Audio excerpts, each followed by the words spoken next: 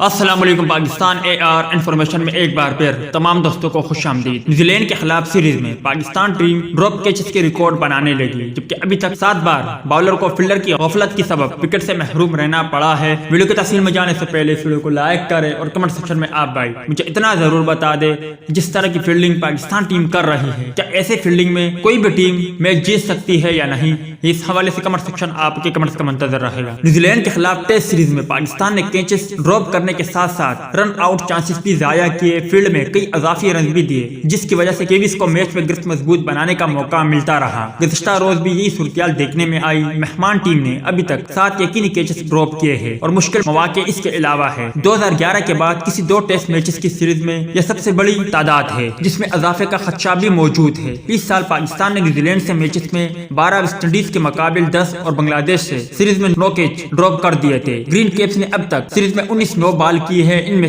اللہ نسیم شاہ نے کی، اور اس حامی نے بولنگ کوچ وقار یونس کی افادیت پر سوالیہ نشان لگا دیا ہے، جو دوسرے ٹیسٹ سے قبل پاکستان چلے گئے تھے۔ دوسری جانب کین ولیمسن اور ہنری نکولس نے ٹیسٹ کرکٹ میں پاکستان کے خلاف دوسری بڑی شراکت قائم کر دی۔ دونوں نے کرائسٹ چرچ ٹیسٹ کے دوسرے روز 215 رن جوڑے اور ناقابل شکست رہے، تاہم تیسرے دن انہوں نے 350+ رن ریکارڈ پارٹنرشپ بنائی۔ اس سے قبل برینڈن میکولم اور کین ولیمسن نے نومبر 2014 میں شارجہ میں 297 رن بنائے تھے۔ یہ چوتھی وکٹ کے لیے پاکستان کے خلاف سب سے بڑی پارٹنرشپ بھی ہے۔ اسٹیفن فلیمنگ اور مک ملن نے مارچ 2001 کے ہیملٹن ٹیسٹ میں 147 رن بنائے تھے۔ امید ہے دوستو کہ آج کی ویڈیو بھی آپ کو پسند آئی ہوگی۔ ٹیک کیئر، بائے بائے، اللہ حافظ۔